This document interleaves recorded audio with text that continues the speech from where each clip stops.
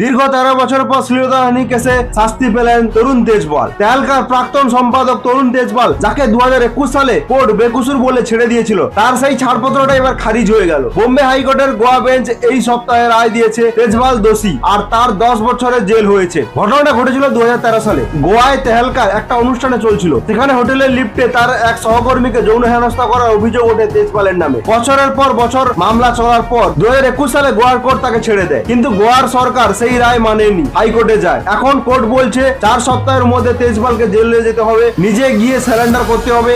তবে তেজপাল বলছেন তিনি নির্দোষ আর সুপ্রিম কোর্টে যাবেন এই মামলার বিরুদ্ধে।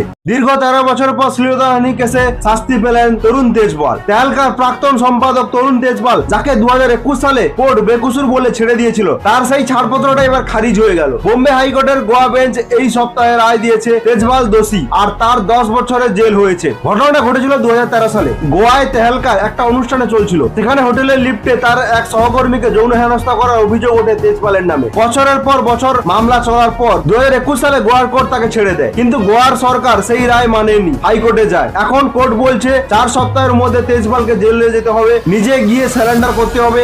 তবে তেজপাল বলছেন তিনি নির্দোষ আর সুপ্রিম কোর্টে যাবেন এই মামলার বিরুদ্ধে। দীর্ঘ 13 বছর পর শ্লীলতাহানি কেসে শাস্তি পেলেন তরুণ তেজপাল। তেহালকার প্রাক্তন সম্পাদক তরুণ তেজপাল, যাকে 2021 সালে কোর্ট বেকসুর বলে ছেড়ে দিয়েছিল, তার সেই ছাড়পত্রটা এবার খারিজ হয়ে গেল। বোম্বে হাইকোর্টের গোয়া বেঞ্চ এই সপ্তাহে রায় দিয়েছে তেজপাল দোষী আর তার 10 বছরের জেল হয়েছে। ঘটনাটা ঘটেছিল 2013 সালে। গোয়ায় তেহালকার একটা অনুষ্ঠানে চলছিল, সেখানে হোটেলের লিফটে তার এক সহকর্মীকে যৌন হেনস্থা করার অভিযোগ ওঠে তেজপালের নামে। বছরের পর বছর মামলা চলার পর 2021 সালে গোয়ার কোর্ট তাকে ছেড়ে দেয়, কিন্তু গোয়ার সরকার সেই রায় মানেনি, হাইকোর্টে যায়। এখন কোর্ট বলছে 4 সপ্তাহের মধ্যে তেজপালকে জেলে যেতে হবে, নিজে গিয়ে স্যারেন্ডার করতে হবে।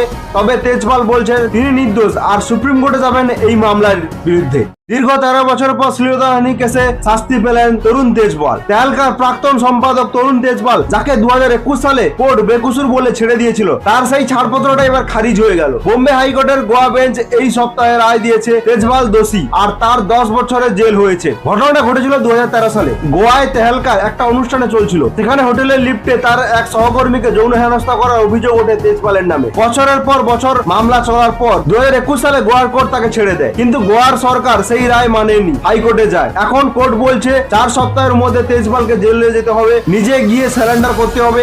তবে তেজপাল বলছেন তিনি নির্দোষ আর সুপ্রিম কোর্টে যাবেন এই মামলার বিরুদ্ধে।